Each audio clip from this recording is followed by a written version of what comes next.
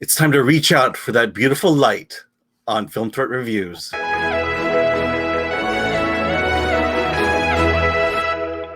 I'm Alan Ng, and I'm with Zorianna Kit, and today we review Ms. White Light, the story of Lex Cordova, a young woman who counsels terminally ill clients that are having trouble letting go. While proving uniquely talented in her ability to connect with the dying, Lex is at a total loss when it comes to dealing with everyone else.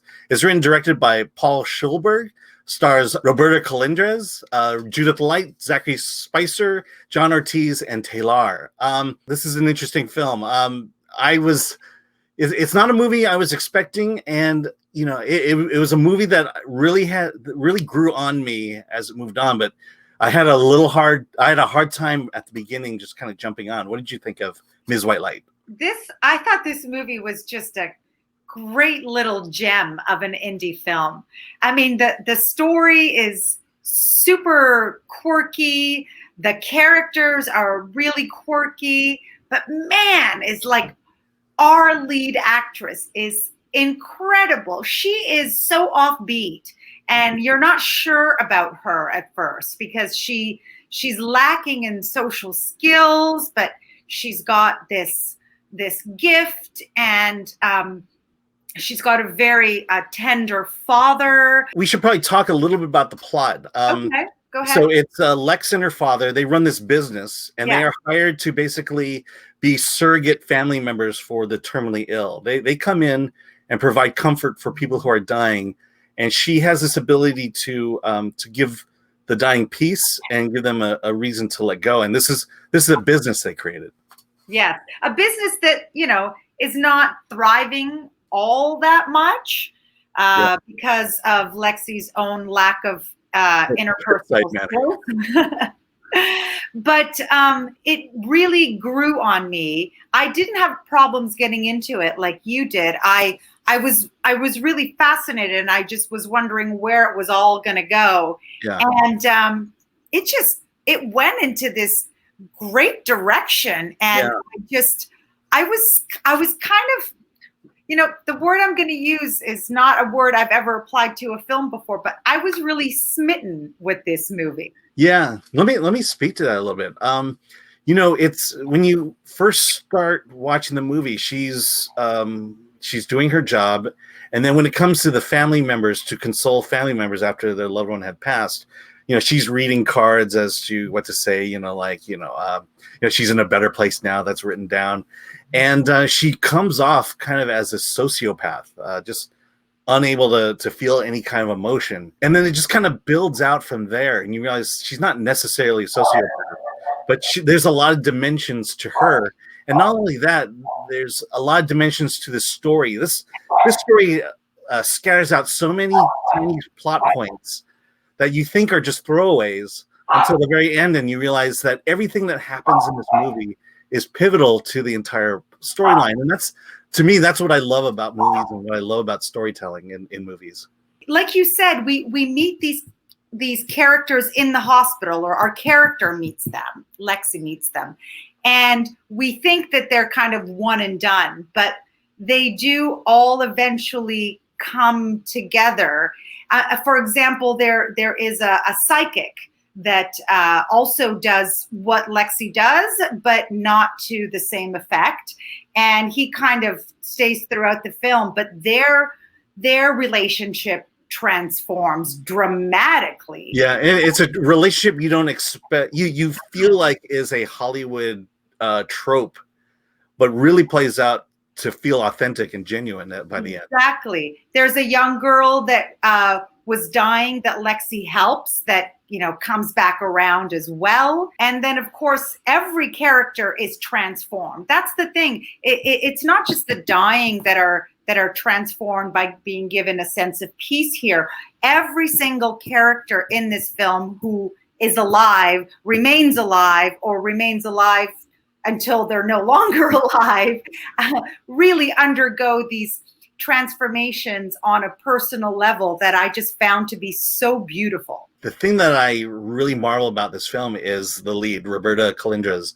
Her performance, it's really hard because she is so, I wouldn't say unlikable, but unrelatable in the sense of you have a hard time emotionally connecting with her, and she is that way through a significant portion of this movie, and it's all intentional. And you slowly, that slow burn. It's like I think it's because other people want to like her and love her. That's why you start to want to like her and love her. And it's such an interesting character, and her hair is just. I don't know what the deal is with her hair, but I was just transfixed by it. You had referenced her to kind of being a sociopath, or not quite that, but that was the word you used. I actually didn't see that at all. I saw someone who is potentially undiagnosed Asperger's or something like that, where you misread social cues and you don't have the empathy, not because you're a sociopath, but just because there's other blockages. And in this case, we learn a little bit about her past. Yeah, maybe there's another reason why she acts the way she does. Yeah, yes.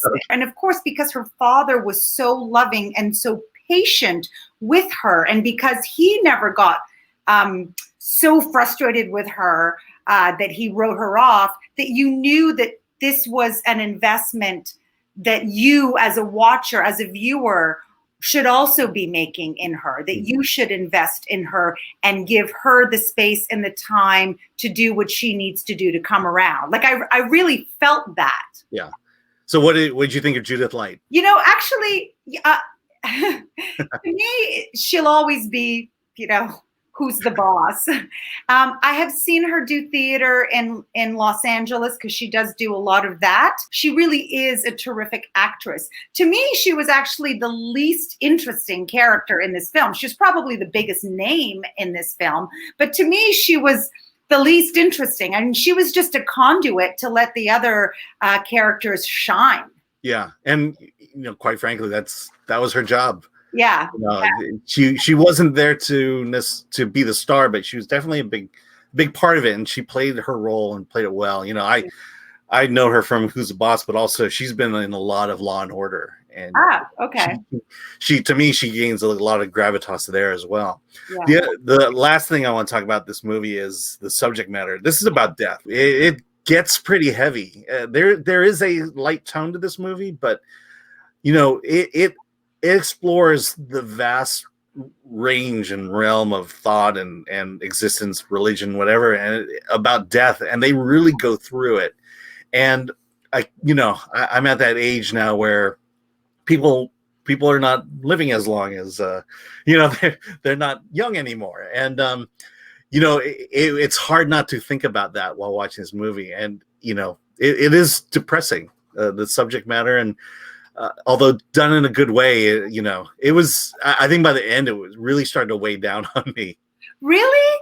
Yeah. I disagree with you on that, and I think maybe it's because I've always had a little bit more of a different view on death than a lot of people. So even though we are at that age where people around us are no longer in the prime of their lives, and it's definitely a topic that weighs on our minds with our parents and other loved ones, I didn't find it to be heavy or depressing, because I thought the way it was handled was in a very beautiful way, and I thought there was a sense of peace and calmness when we had to watch some of these characters go. I didn't feel depressed or weighed down at all. I thought it was done so beautifully. I would agree with you. I mean, it's not meant to be depressing. It's meant to have you think about life and death and the afterlife and those you love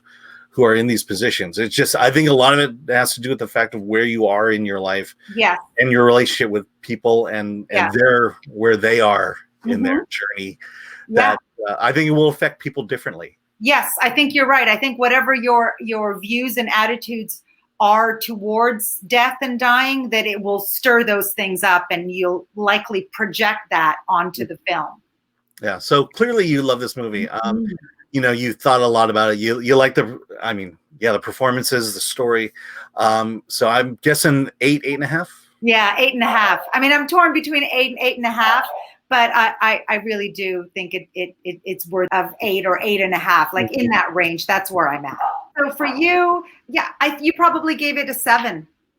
No, I liked it almost as much as you did. I gave it an 8. Yeah. You know, I think the story is so clever. Nothing is wasted in that story. The performance of Roberta is great. Even the psychic, the twist they put on that character, yeah, or the way they approached that character was amazing to me. And I generally, well, I mean, we all expected him to be a charlatan. Yeah, and to a certain extent, he was. Yeah, he admitted it, but he did end up having a bit of a heart, actually more than just a little bit of a heart. Yeah, and you see that play out at the end, which we won't spoil here. Go to filmthread.com for more news and reviews about independent films.